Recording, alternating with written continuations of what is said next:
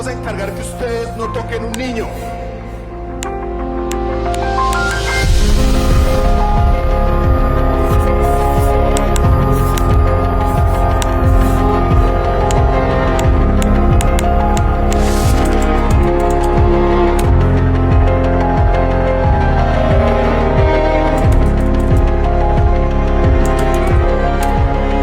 ¿Qué más? ¿Este quieres que me lleve? Me lo llevo aquí. ¿Segura? ¡Qué papaya! Usamos.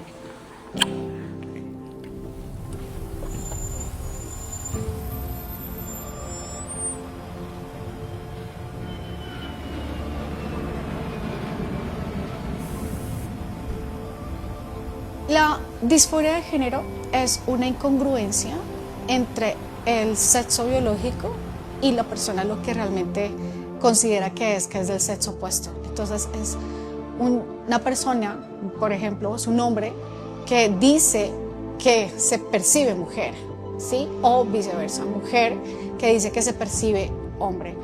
Esta disforia de género se encuentra actualmente en el DSM-5, que es el Manual de Psiquiatría Internacional de Diagnóstico.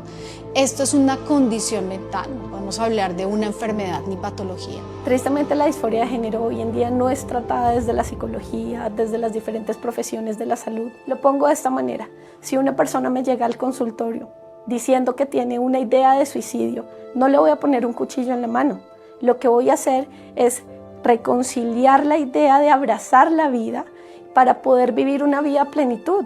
A eso mismo estamos llamados nosotros los profesionales de la salud, a reconciliar la autopercepción con el sexo biológico y no a instrumentalizar a nuestros niños con terapias de hormonización, bloqueadores de pubertad, ni tampoco con cirugías de cambio de sexo. Bueno, estamos aquí afuera del Hospital Valle de Lilí, en Cali, Colombia. En este hospital se encuentra la clínica de género fundada por el doctor Mario Angulo. Este doctor es la punta de lanza de la agenda transexual para los niños aquí en Colombia.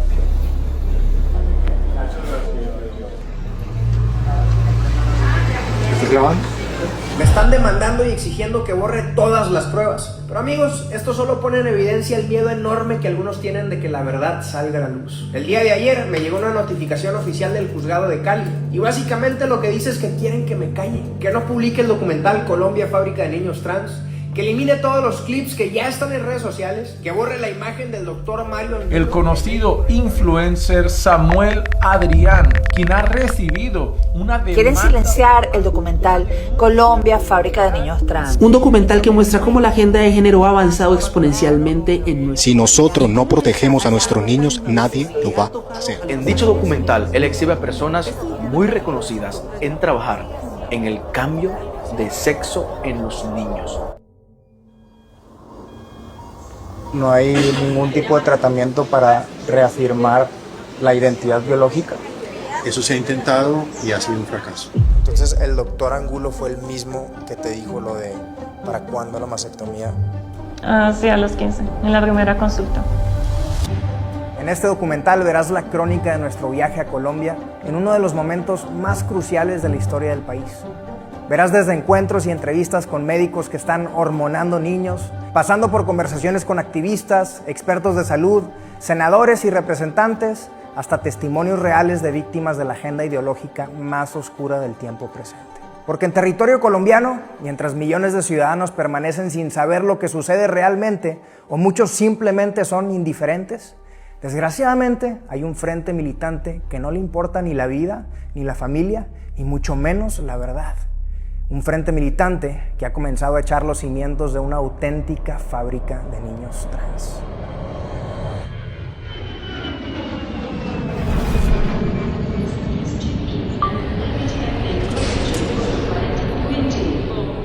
Bueno, en Colombia esto realmente arranca o empieza por allá en el año 82 con un caso experimental sobre la historia de un bebecito que a los 6 meses un perro muerde sus genitales y la decisión del médico, específicamente el médico Bernardo Ochoa, al que se le llama el padre de la cirugía pediátrica en Colombia, lo que dice es que a este bebé había que curarlo y la forma de curarlo era hacerle una vaginoplastia. O sea, un bebé hombre lo que terminan haciendo es convertirlo en mujer. Y la institución que debería proteger a los niños, el ICBF, es cómplice de esto. Y junto con la Clínica San Vicente de Paúl, con el médico Bernardo Ochoa, transforman a este bebé en una mujer. Y dan la orden a algunas fundaciones que lo iban a cuidar de que por favor lo criaran como una niña. Supuestamente para salvarlo y curarlo, no solo de las heridas físicas, sino también de las secuelas emocionales que, según sus tratantes, podrían surgir de crecer con un cuerpo mutilado en un entorno incapaz de comprender la diferencia y el trauma. Los médicos, si es que aún merecen ser llamados así, reconocen que se trataba de un procedimiento experimental, un pequeño inocente tratado como aquellas ratas de laboratorio, como si la vida humana fuera un simple objeto de prueba. Al bebé de Antioquia le hicieron una intervención que no solo fue física, sino ideológica y sistemática. A raíz de su caso, se firmó la sentencia T477, la cual prohíbe intervenciones irreversibles sin consentimiento de los menores de edad, estableciendo que la identidad de género es parte de la dignidad humana. Cuando uno lee la sentencia de la Corte, que es la 477 de 1995, claramente dice que este médico estaba haciendo un proceso experimental. Y eso realmente es lo que duele. Y ahí comienza todo. Pero otra cosa aún más aberrante, y es que El Tiempo, que es un medio muy conocido acá, saca una cifra de esa clínica. Y es que casos similares se han practicado cerca de 380 veces, al menos hasta el año 95. Y esto nadie lo sabe porque es que lo saben ocultar. De allá a la fecha han incrementado y ahora lo disfrazan de libre desarrollo de la personalidad o lo disfrazan del bienestar supremo del niño, algo que es totalmente tergiversado. El ICBF, este mismo que experimentó con este bebé, hoy está en el peor escándalo por haber permitido que violaran y abusaran cerca de 15 menores de edad. Este caso pionero ahora protege desde la Corte la autonomía personal de los menores frente a procedimientos médicos forzados. Una batalla había sido ganada, pero la guerra no había acabado y nuevos depredadores venían al acecho.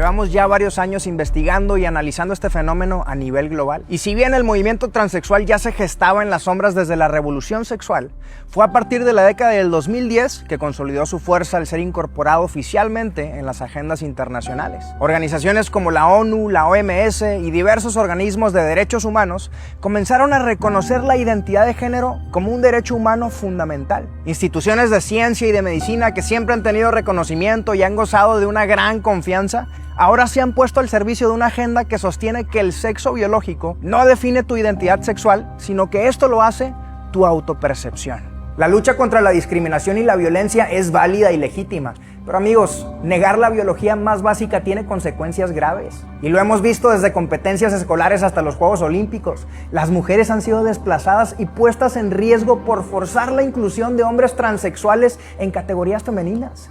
Y aquí surge la gran pregunta. Si el sexo biológico no significa nada y todo depende de la autopercepción, entonces, ¿en dónde está el límite? ¿Qué impediría que un hombre con malas intenciones, alegando sentirse mujer, entre al baño de tus hijas? No es cierto que esto no esté pasando en Colombia, pero lo primero que quiero denunciar es que existen intereses económicos detrás de la práctica de este tipo de actividades en menores de edad. Únicamente para el caso de los Estados Unidos de Norteamérica, sin contar que a nivel global estos procedimientos se realizan en muchas más personas. El mercado de cirugías de reasignación de sexo en este momento y los demás tratamientos asociados asciende a 2.1 billones de dólares. El 78% de las personas que participan en estos procesos son menores de 7 años. La tasa de crecimiento de este mercado estima que para el año 2030 será un mercado de entre 3 y 6 billones de dólares. Este mercado representa a este día el 7% del mercado de cirugías cosméticas en el mundo. En algún momento yo invito a Agustín Laje a dar una conferencia aquí en Bogotá y el tema que él toca o su conferencia se basó mucho en infancias trans. Ellos en primer lugar te dicen, tu realidad, tu identidad depende de tu autopercepción, no de tu cuerpo. Tu autopercepción es lo que determina tu identidad. Muy bien, paso a autopercibirme mujer. Mi cuerpo sigue igual. Bueno, es que en verdad sí vamos a tener que modificar tu cuerpo. Naturalmente nacemos hombres o mujer. Es la cultura basada en la ideología de género la que está fabricando industrialmente niños trans. Él mostraba cómo en el mundo estoy avanzando, procesos de transición de menores, una serie de temas que a mí me impactan demasiado. Yo dije, hay que hacer un proyecto de ley para frenar esto en Colombia. Cuando ya está listo el proyecto de ley, tenemos una estructura bastante avanzada, se radica el proyecto de ley y previo a esa radicación me invitan a otro medio de comunicación, Blue Radio, muy conocido en Colombia, me ponen a debatir con la mamá de un niño trans. Yo llegué a la entrevista sin saber que me iban a poner a debatir con la mamá de un niño trans, no tenía ni la menor idea. Sí, Luna inicia desde que empezó a hablar, ¿cierto? A los 2 años Luna siempre se manifestó de que era una niña. Lo que yo hablaba y lo que yo siempre he dicho es que nosotros como adultos siempre invalidamos la voz de estos niños, de nuestras niñas, ¿cierto? Y está ese adultocentrismo, el no creer. Te voy a confesar algo, yo en ese punto no sabía que eso estaba pasando en Colombia y la gente no sabía que eso estaba pasando en Colombia. Tiempo después, ponle unos 15 días, empezamos junto con una senadora de Colombia a enviar unos derechos de petición al Ministerio de Salud de Colombia y como a la semana nos responden y ahí empezamos a darnos cuenta que hay muchas clínicas en Colombia que estaban hormonizando y aplicando bloqueadores de pubertad a menores de edad. Países nórdicos como Finlandia, Noruega y otros como Inglaterra han decidido tener restricciones con las terapias afirmativas, especialmente aquellas que involucran hormonización en menores de edad y adolescentes, porque se descubrió que esos tales estudios fundadores tienen problemas estadísticos de validación. Entonces, como estos estudios realmente no tienen en concreto evidencia que nos pueda decir que realmente las terapias hormonales van a ser un beneficio psicológico para estos adolescentes y niños, muchos países están empezando a retenerlos, a prohibirlos o a poner restricciones en las metodologías aplicadas por los sistemas de salud. El sentido común es claro, que estas ideologías no pueden contra la ciencia y no pueden contra la evidencia empírica. ¿Qué empieza a suceder en Reino Unido, sobre todo y en los países nórdicos? Que muchas personas que hicieron los procesos hormonales desde chiquitos, cuando crecen se dan cuenta que los habían engañado, que no les habían informado cuáles iban a ser las consecuencias a mediano y a largo plazo. En el caso de Suecia, cerca de 800 personas transexuales quedaron estériles. Cuando ellos se dan cuenta de este año, ellos dicen, me esterilizaron de manera forzosa. Y cerca de 800 personas transexuales en Suecia exigen al Estado que los indemnice. En Reino Unido pasa lo mismo, se levanta una persona muy valiente, Kayla Bled, demanda en la clínica Tavistock y logran ganar esta demanda.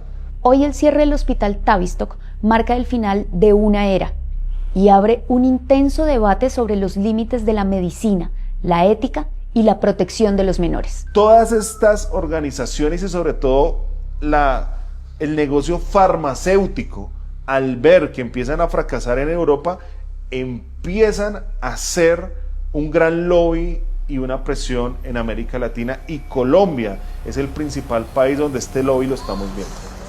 I'm the mother of a trans daughter.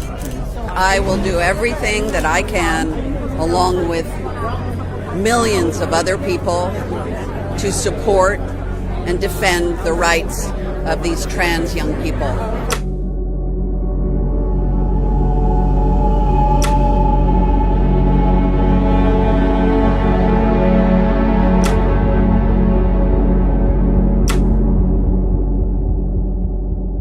Y la realidad es que no nos damos cuenta del poder que tienen los medios, el entretenimiento y las redes sociales, ni de las agendas y cambios culturales para manipular y moldear la mente de los niños y jóvenes. No nos damos cuenta. hasta que nos topamos con casos reales. Mis padres no conocían el tema trans.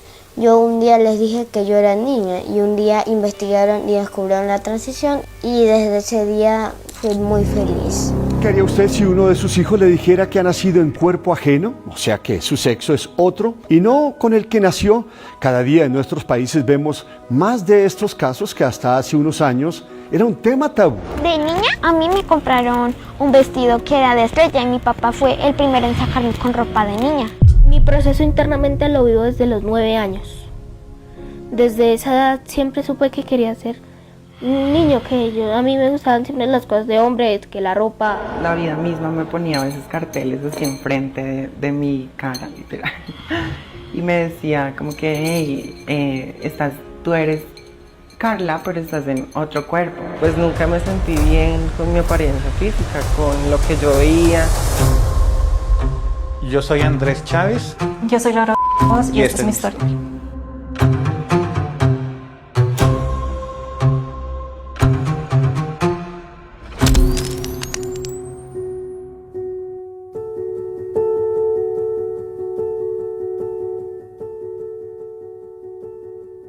Todo comenzó desde que tenía 7 años. Sufrí abuso sexual por parte de una persona muy cercana. Y esto generó en mí un miedo a ser mujer. Con el tiempo fui creciendo y cuando llegué a la pubertad no me sentía cómoda en mi cuerpo porque no me sentía segura. Entonces, como cualquier adolescente pasando tiempo en YouTube, en redes, llegó a mí el tema del transgenerismo. Entonces ahí comenzó todo. Una vez das clic en un video te salen 1000 videos más y cuando menos piensas ya estás en ese mundo. Así fue como a los 15 años, 14 años, 15 años, le dije a mis papás que era un niño transgénero. Y después de mis 15, tuve todo un proceso para tratar mi depresión por el abuso, porque por fin había contado el tema. Y por cosas de la vida terminé en la clínica de género. Cuando Laura está contando su historia y de pronto se detiene y se quiebra y no puede seguir hablando, en ese momento me pegó fuertísimo. Porque una cosa es estar hablando de esto durante años y estar consciente de lo que está pasando y denunciarlo en las redes sociales. Y otra cosa es verlo cara a cara, ver a la persona contando su dolor, su experiencia desde la máxima vulnerabilidad. Es algo que yo admiro mucho de Laura, su valentía para poder hablar de esto y para poder impulsar todo el esfuerzo que se está haciendo para salvar a los niños de esta agenda. Este es un espacio académico que tenemos desde la Corporación FAUT como propósito de acercar a la academia desde temas relacionados con la diversidad sexual.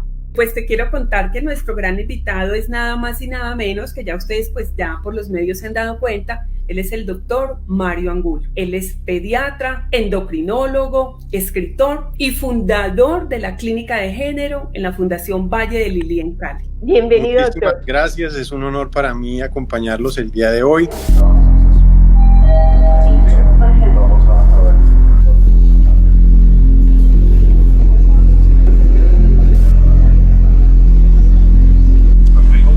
Yo, ¿qué tal, doctor? ¿Cómo está?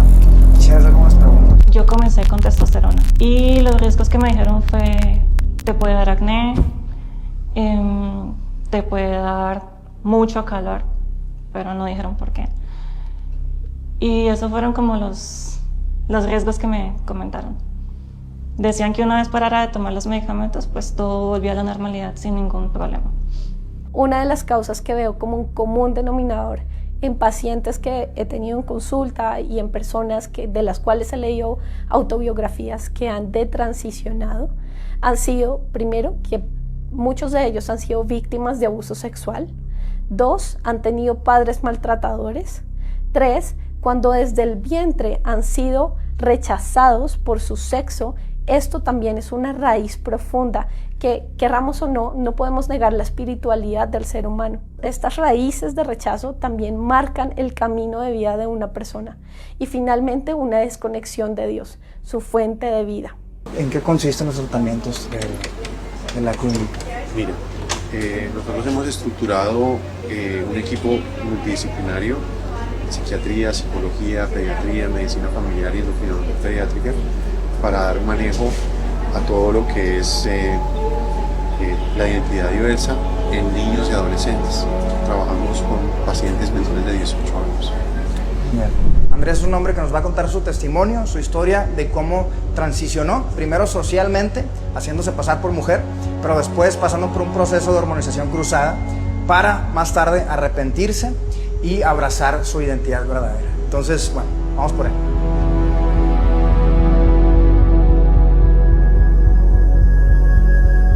Yo siento que mi historia es muy particular en el sentido que definitivamente, o sea, yo no debía haber sido homosexual. ¿Por qué? Porque en mi infancia pues jamás hubo, digamos, como manifestaciones, digamos, de la disforia como tal, como se puede ver ahora pues en los adolescentes, incluso pues en las infancias. Yo recuerdo que en esa época salió un programa de televisión, una novela, y en esa novela participaba una persona trans. Y yo cuando vi a esa persona, yo me hice la pregunta, ¿será que yo soy como esa persona? Empiezan a sufrir algo que se llama contagio social, la influencia por las redes sociales, la influencia por la educación o porque sus padres los influenciaron. Desde mi adolescencia sí, empecé a tener un fetiche por vestirme de mujer, usar prendas femeninas, pero no dejaba de ser, digamos, un fetiche. En medio de esa, digamos, de esa soledad, de esa desesperanza por no tener a nadie en quien confiar y a quien contar lo que me estaba pasando, obviamente yo le conté en ese entonces a una muy buena amiga, mire, me pasa esto, yo siento que no soy un hombre, sino que quiero ser una mujer, quiero vivir con una mujer, Entonces ella, pues obviamente en medio de su como desconocimiento y digámoslo así, en medio de como querer ayudar, ¿no? Ella trabajaba en una entidad de salud en Pasto, ¿no? Y obviamente en ese entonces empezaban los activismos LGBT en Pasto.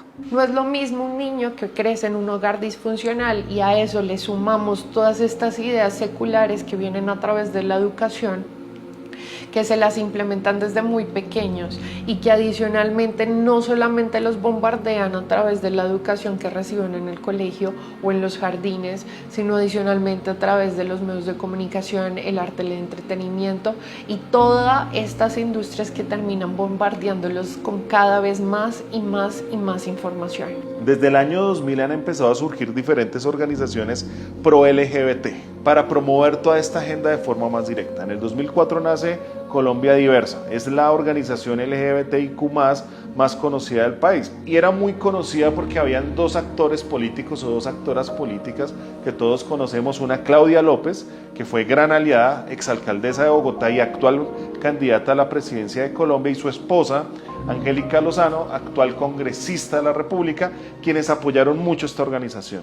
Esta organización como tal ha sido de las primeras que se puso a litigar en la Corte para promover toda esta agenda de las mal llamadas infancias trans. Se casan la alcaldesa electa de Bogotá, Claudia López, y la senadora Angélica Lozano. Sin lugar a dudas, un enlace que despierta el interés de los ciudadanos. Pero ¿qué tan común son las uniones entre parejas del mismo sexo? El Partido Verde dio a conocer el resultado de la encuesta para elegir su candidato único que los representará en las elecciones presidenciales de 2018. La senadora Claudia López fue elegida como la candidata presidencial. Entonces, esta persona, por trabajar en el sector salud, una entidad de salud, empezó a conocer activistas de la población LGBT. Entonces, esos activistas obviamente empezaban a meter como sus influencias, su ideología, cuando todavía Pasto eso estaba muy incipiente. Entonces ella conoció a una fundación LGBT. Conozco una psicóloga que trabaja con esta población, que dice qué, dice cuándo, bueno, y me remitió allá. Básicamente en 2 sesiones En 2 sesiones ella me habló de nuevas masculinidades, de teoría de género, de teoría queer, o sea, encontré la solución a mis problemas. Profesionales de la salud que investigan cuáles son los efectos negativos de las terapias afirmativas son censurados, no los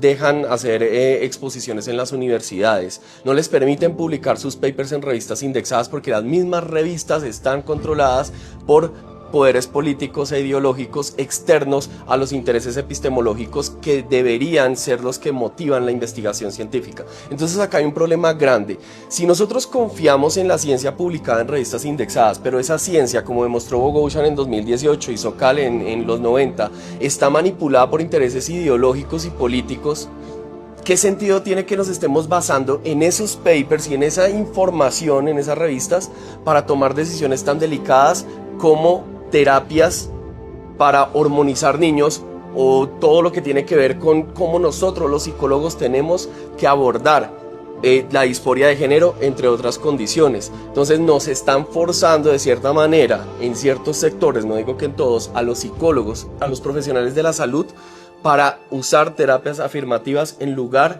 de tratar esto como lo que es. Hay situaciones psicopatológicas de por medio, no se va a curar y no se va a arreglar simplemente enviando al chico a hacerse un procedimiento de cambio de género. Y la primera vez que de verdad yo sentí asco, digamos, de que bueno, esto no está bien, es todos los años, como en todas partes, hacen en junio, ¿no? Hacen marchas del orgullo, y en Pasto las hacen desde 2010, 2011. Cuando se iniciaron estas marchas del orgullo en la ciudad eran muy clandestinas, digamos así. Las personas salían incluso como con miedo, con antifaces, pero eso en cuestión de 2 años eso cambió del cielo a la tierra, porque de 2015 para acá ya fue pues ya exhibicionismo, bueno, todo lo que pueden imaginarse.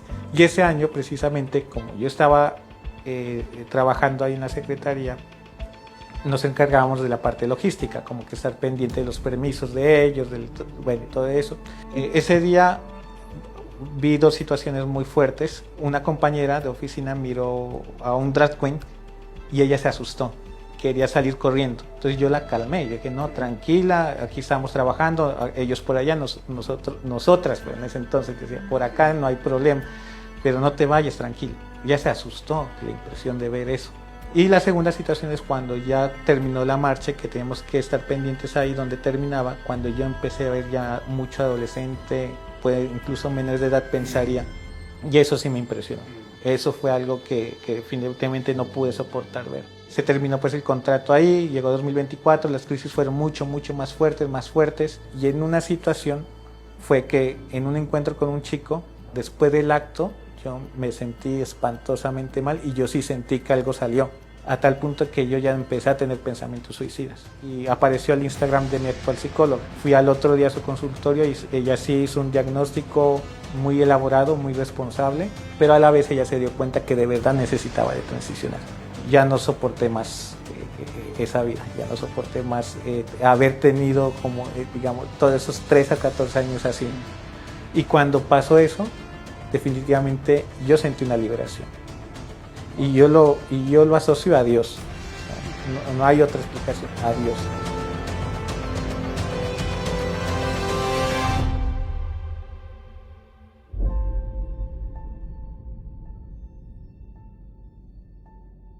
Bueno, estamos aquí afuera del Hospital Valle de Lili, en Cali, Colombia. En este hospital se encuentra la clínica de género fundada por el doctor Mario Angulo. Este doctor es la punta de lanza de la agenda transexual para los niños aquí en Colombia. Me metí como infiltrado en el hospital. Tuvimos que preguntarle a como 10 personas diferentes que nos enviaban con otros, porque nadie sabía que existía aquí adentro una sección de género. Una sección en donde hormonan a niños, en donde los dejan infértiles, porque eso nos lo confesó el doctor. El riesgo, por ejemplo, de los bloqueadores hormonales con respecto a la fertilidad. En un niño biológicamente masculino, que se le coloque el bloqueador, que siga la ruta hacia una afirmación de género completa, no va a tener fertilidad, porque esos testículos nunca se desarrollan. Entonces esos testículos nunca van a ser capaces de producir esperma. La disforia de género es una incongruencia entre el sexo biológico y la persona lo que realmente considera que es del sexo opuesto. Entonces es una persona, por ejemplo, es un hombre que dice que se percibe mujer, ¿sí? O viceversa, mujer que dice que se percibe hombre. Esta disforia de género se encuentra actualmente en el DSM-5, que es el Manual de Psiquiatría Internacional de Diagnóstico. Esto es una condición mental, no podemos hablar de una enfermedad ni patología. Entre las causas para que una persona pueda llegar a sufrir de la disforia de género o que no se sienta conforme con su cuerpo y por ende quiera ser como el sexo opuesto, está traumas en la infancia, abuso sexual, violencia, maltrato, las mismas redes sociales o todos estos medios de comunicación que han incitado para que los niños se consideren, o adolescentes se consideren como el sexo opuesto, y los cambios en la pubertad en las mujeres, porque pues empiezan a haber estos cambios en el cuerpo que hacen que se sientan incómodas y por ende pues tengan esta disforia de género. En YouTube vi a una chica de mi misma edad que estaba transicionando a hombre y decía que los motivos para transicionar eran sentirse incómoda con su cuerpo. Entonces yo dije, no, esto me identifico mucho con esto. Si el equipo considera de que hay una identidad transgénero, lo que se propone entonces es hacer un proceso afirmativo. Quiere decir ayudar a que el paciente pueda construir una ruta de vida acorde con su identidad, de tal manera de que pueda eventualmente recibir tratamientos, por ejemplo, con bloqueo puberal, y más adelante, si el proceso continúa, que pueda recibir las hormonas acordes con su identidad. Sí. Y a la mayoría de edad, ya si el paciente así lo requiere, ayudarlo a que pueda alcanzar posibles cirugías. La vida después de la transición es diferente. Digamos que vuelves a una normalidad que es un poco alterada. En el aspecto psicológico quedan las secuelas de todo un proceso que no superas del todo, de que te arrepientes casi que a diario. Porque hay cicatrices que no son literalmente cicatrices, pero están en todo tu cuerpo. Entonces, tu voz, tu pecho, o sea, en general todo cambia y así tu cuerpo se recupera, no vuelves a ser lo que deberías haber sido. En mi caso tuve una mastectomía. A pesar de que siempre dejé claro que quería tener hijos y amamantar, pues ya pasó lo que pasó y nunca voy a poder hacerlo. En el momento en que se bloquean las hormonas, la mineralización de los huesos para. Entonces por eso es un tratamiento que debe ser temporal. No puede permanecer por muchos años. Normalmente lo damos por un año. Y entonces las hormonas masculinas bajan y la persona experimenta su vida en una transformación social y sin ese defecto. Y luego, si las cosas continúan y la identidad se reafirma, empiezan las hormonas femeninas a darse en forma de medicamento para que entonces ese cuerpo empiece a convertirse en cuerpo femenino. Eso ya tiene efectos permanentes. Tristemente, la disforia de género hoy en día no es tratada desde la psicología, desde las diferentes profesiones de la salud. Lo pongo de esta manera: si una persona me llega al consultorio diciendo que tiene una idea de suicidio, no le voy a poner un cuchillo en la mano.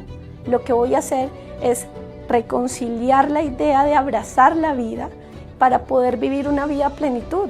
A eso mismo estamos llamados nosotros los profesionales de la salud, a reconciliar la autopercepción con el sexo biológico y no a instrumentalizar a nuestros niños con terapias de hormonización, bloqueadores de pubertad, ni tampoco con cirugías de cambio de sexo. A los 15, como a los 4 meses y pico de llegar a la clínica, ya me llevaron al endocrino, porque el psicólogo y psiquiatra dijeron, listo, ya estás. Entonces pues me llevaron allá y en la primera consulta fue que él dijo, ¿para cuándo la mastectomía? Entonces mis papás estaban como que, no, espera, apenas llegamos a la clínica. Entonces ellos dijeron, no, vamos lento. Y se quejaron con la psicóloga de que pensaban que estaba yendo muy rápido el proceso, pero ella les dijo literalmente, y está en la historia clínica, de que confíen en el equipo porque sabemos qué estamos haciendo. No hay ningún tipo de tratamiento para reafirmar la identidad biológica. Eso se ha intentado y ha sido un fracaso. no sé si a finales de los 15 o en los 16, no sé, como que tuve este impulso de volver a la normalidad y me puse mi brasier, mi ropa de antes, que todavía tenía alguna ropa guardada, me peiné, o sea, es como que por un momento tuve lucidez. Y por eso fue que Angulo me recetó, ya con mi tanner completo, bloqueadores hormonales. Pero yo ya no estaba en edad para tener bloqueadores hormonales, porque ya tenía todo desarrollado. Entonces, como es un medicamento tan costoso, la EPS no me lo autorizó. Lo que hizo fue que me regaló una dosis. Como no te lo autorizan, yo te lo regalo. Entonces fuimos allá, entré al consultorio y me inyectó y ya. Pero pues eso es ilegal. No se puede dar medicamento a un niño sin ponerle una historia clínica ni... Entonces, ¿el doctor Angulo fue el mismo que te dijo lo de para cuándo la mastectomía? Sí, a los 15, en la primera consulta.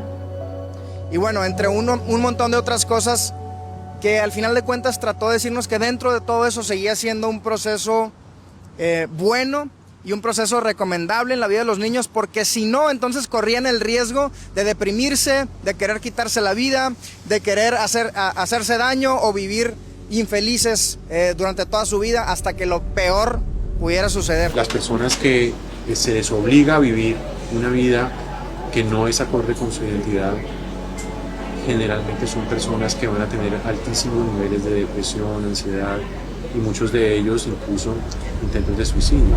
Fue un proceso muy acelerado. Un adolescente es muy fluctuante y no debería estar en la posición de tomar decisiones permanentes, de las cuales en su adultez pues se puede arrepentir. Son fases de la adolescencia. Yo antes tenía el pensamiento de que era mejor si una persona transicionaba desde joven, para que su cuerpo no se desarrollara en lo que no quería que se convirtiera. Ahora pienso que es la peor decisión que se puede tomar. ¿Por qué? Porque la persona eventualmente va a madurar y es posible, como en mi caso y muchos otros casos, de que cuando llegue a la adultez y su cerebro por fin madure, se dé cuenta de que todo eso que construyó en su adolescencia no era lo que realmente quería. No se puede hacer un proceso de afirmación sin saber cuál es el origen. Si nosotros sabemos cuál es el origen de la disforia de género, por ejemplo en el caso de abuso sexual, que es muy común, que una persona cuando ha sufrido esto, lo primero que hace es siente que su cuerpo o su sexualidad, su sexo, termina siendo como ese punto vulnerable para poder haber sido abusado. O sea, por ejemplo, si una mujer ha sido abusada sexualmente en varias ocasiones, siente que por ser mujer es vulnerable y por ende puede surgir esta disforia de género y quiere ser como sexo opuesto, o viceversa, hombres que han sido abusados sexualmente terminan optando por el sexo opuesto para negar su propio cuerpo, ¿sí? Y su propia identidad. Entonces es importante que la disforia de género arranque detectando cuáles son esas causas y no iniciando un tratamiento como estos. ¿Qué pasa con las terapias afirmativas? Que si tú le afirmas a esta persona su identidad sin tener en cuenta las causas, pues esta persona posiblemente va a generar otro tipo de condición y otro tipo de trastornos. Pero no, adicionalmente a esto no se va a solucionar el problema raíz. Y precisamente la clínica de género en donde interviene Ana Laura es a donde fuimos en Cali. Y nosotros íbamos a grabar, a hacer preguntas, íbamos con cámaras ocultas y nos llevamos la sorpresa de que terminé hablando con el mismo doctor que comenzó a hormonarla desde que era menor de edad, desde los 15 años. Y si no hay una conexión entre la homosexualidad y el transgénero, entonces podría haber una persona que sienta que tiene la identidad.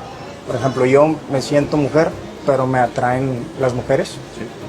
O sea, ser homosexual, digo, ser heterosexual, pero ser transexual al mismo tiempo. Entonces, si ese ejemplo que tú me pones, tú serías una mujer transgénero heterosexual, porque se basa es en que tú eres, homosexual, porque tú eres entonces una mujer que le gustan las mujeres. Nos bajamos en definirte como tu identidad, no como tu biología. Entonces tú serías una mujer transgénero homosexual. Okay. Bueno, Traniela en la actualidad es una mujer transgénero. Una mujer transgénero. Sí, y transviana. Transviana es una mujer sos lesbiana. Claro, que le gustan las mujeres. ¿Te gusta, nunca te gustaron los varones? No. siempre me gustaron las mujeres. A ver, yo soy un poco cuadrada. ¿Me puedes explicar cómo es que te vestís de mujer, que te gustan las mujeres, que no te gustan los varones? ¿Y qué tipo de mujer? Ya la re perversa. ¿Y qué tipo de mujer te gusta? ¿Cómo es? Bueno, Porque además tenés una esposa y tenés hijas. En Colombia, durante los últimos años, los sectores LGBTIQ han concentrado su agenda política en impulsar reformas de carácter trans, especialmente a través de proyectos de ley. El primero, conocido como la Iniciativa contra las Terapias de Conversión, formalmente llamadas ECOSIEC, ha sido presentado en 3 ocasiones. Aunque no se presenta como una medida para prohibir dichas prácticas, opositores señalan que incluyen disposiciones para permitir el cambio de sexo en menores de edad y sancionar a quienes discrepen de esta visión. En junio de 2024, tras una fuerte movilización social y más de 200.000 firmas, el proyecto fue archivado. En paralelo, se presentó la Ley Integral Trans, elaborada con la participación de más de 1.300 personas del colectivo trans y respaldada por el gobierno de Gustavo Petro. El texto propone medidas amplias en salud, educación, trabajo y vivienda, además de garantizar el acceso gratuito a cambios de nombre y sexo, terapias hormonales y cirugías de adecuación corporal. Uno de sus puntos más controvertidos es la atención médica integral para personas trans sin restricción de edad, abarcando también a niños y adolescentes. Vamos rumbo a Bogotá y hoy vamos a ir al Congreso, nos van a recibir para platicar con algunos senadores y congresistas sobre ese tema. Vamos a ver qué nos dicen.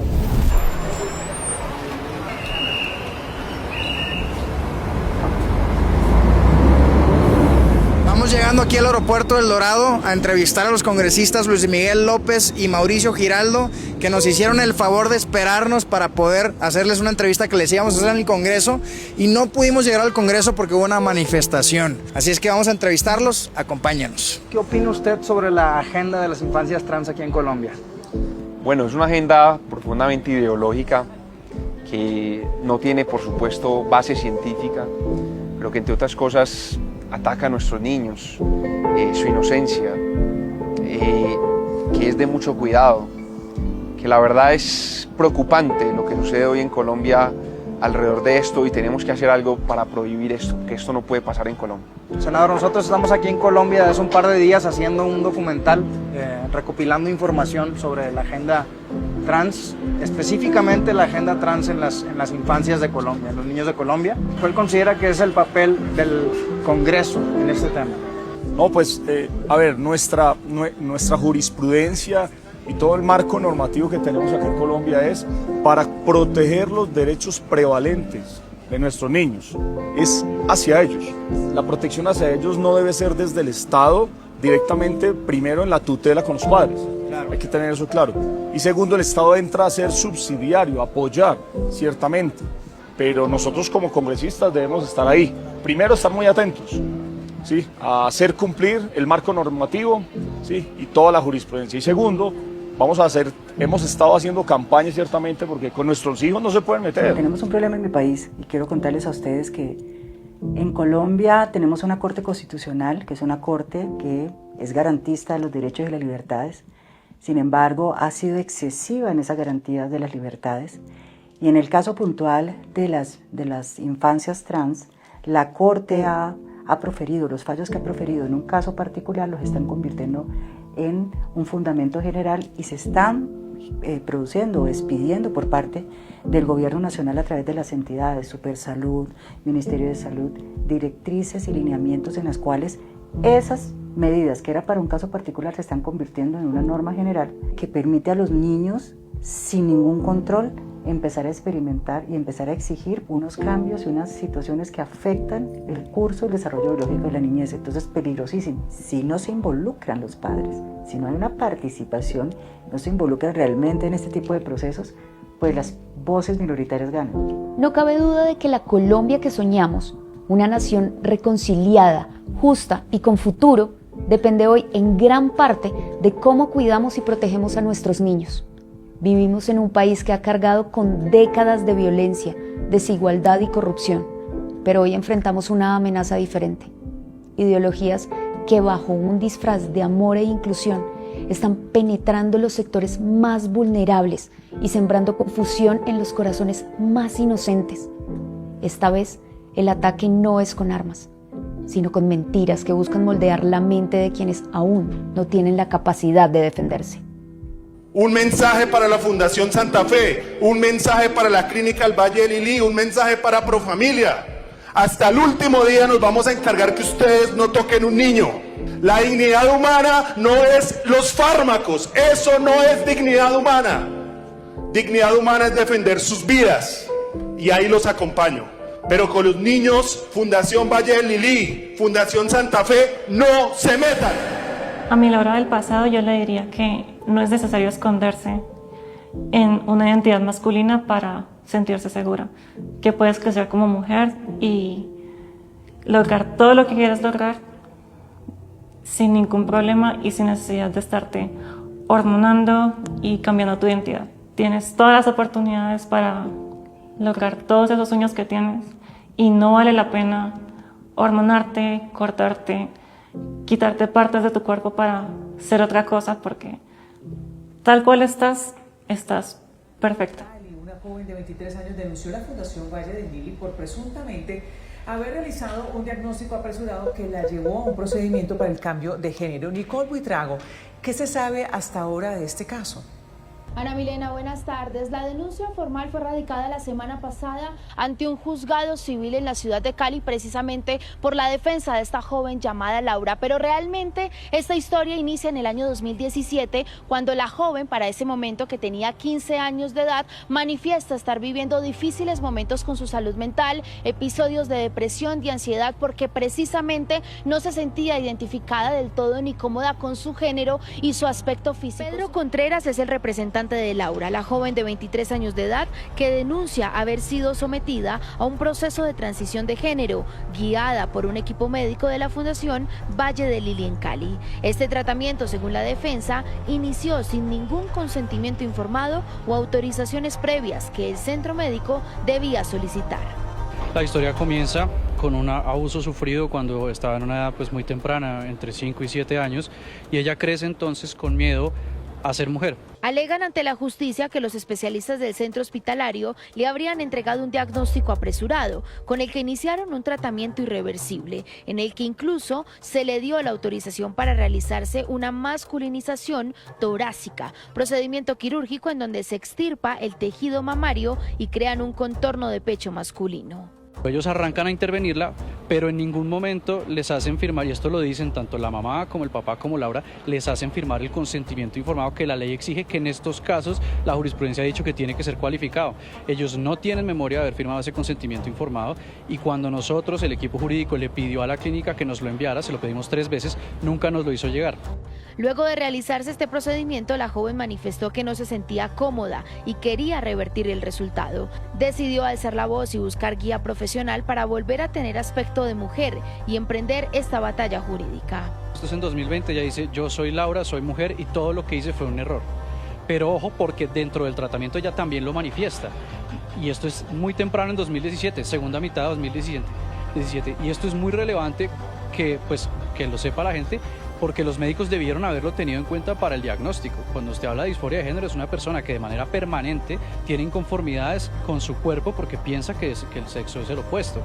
Ella no lo mostró de manera permanente. Este caso ha despertado de nuevo un debate sobre el vacío legal que existe frente a las leyes que regulen y estipulen los parámetros para estos procedimientos de transición de género.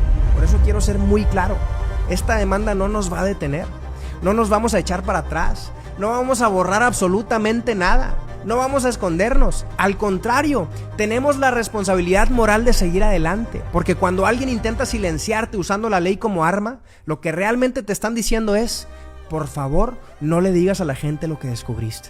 Y lo siento mucho, pero eso no va a pasar. Así es que si el plan era meterme miedo, no les funcionó. Si el plan era detener el estreno del documental, fallaron. Por último, quiero hablarte directamente a ti, porque aquí es donde tú entras. Este documental fue posible gracias al esfuerzo, trabajo y valentía de muchas personas que decidieron involucrarse y alzar la voz, pero también gracias a los miembros de Fundamento, quienes con su membresía no solo impulsan proyectos como este, sino que además se preparan para dar la batalla cultural, fortaleciendo su criterio, formándose y aprendiendo a defender la verdad cuando muchos prefieren guardar silencio. Así es que si aún no eres miembro de Fundamento, únete y ayúdanos a que la verdad llegue a donde ellos no quieren que llegue. Tu apoyo hace toda la diferencia en esta batalla. Porque esto no se trata de mí, no se trata de la demanda, no se trata de un doctor incómodo, se trata de una industria que durante años ha querido operar sin que nadie haga preguntas. Pero eso se acabó. El futuro de los niños vale más que el ego de un doctor. Y la verdad no se demanda, la verdad se enfrenta y no la van a callar.